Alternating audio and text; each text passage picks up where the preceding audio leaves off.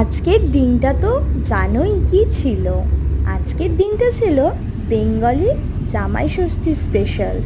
আজকে কি হতে চলেছে তোমরা আজকে পুরো ব্লগটা দেখো। আমরা এখন গাড়ি করে চলে যাচ্ছি আমার বাড়িতে।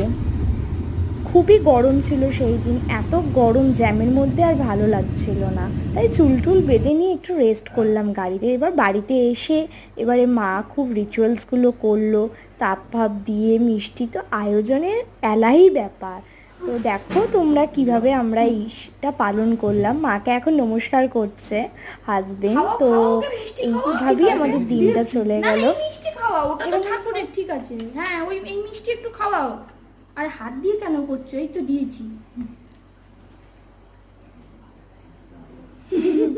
কেক খাওয়াও, কেক খাও। ওই দে যা, ওর প্রিয়া যেটা বানিয়েছে সেটা খাওয়াও। আরে ওটা তো মিষ্টির বদলে, পায়েসের বদলে করা হলো। তো একটু খাইয়ে দাও ওকে।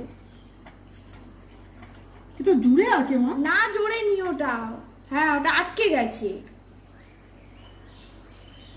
ঠিক আছে, খাওয়া দাওয়া একদম ঠিক আছে। তারপরে সবকিছু হয়ে এত খাওয়া দাওয়ার আয়োজন, তারপরে খুব গরমে ঘেমে গেছি। দেখো গাইস, আমরা খুবই প্রচণ্ড পরিমাণে ঘেমে গেছি। আজকের এই লুকটা কিন্তু ফাটাফাটি ছিল। তো তোমরা যদি করতে চাও আমি তোমাদেরকে ডেমো দেবো। তো এখন দেখে নাও, এখন বর্মশাই এখন খেতে বসেছে। এখন এই খাওয়া দাওয়া হবে। আমার বোন খুব লজ্জা পেয়ে গেছে ছবি তুলতে। এখানে কি কি আইটেম আছে? মাংস, চিকেন, রাইস, ডিমের কারি যেটা স্পেশাল আমার ভাই বর্মশাইয়ের। তো আম, দই, মিষ্টি সব আয়োজনই পারফেক্ট ছিল।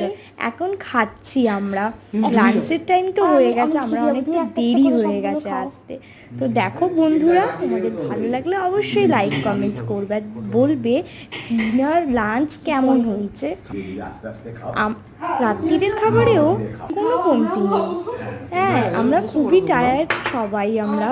তো এইভাবেই শুরু হয়ে যেতে যেতে রাত্রি হয়ে গেল। খুব মজা করলাম। Bye bye everyone.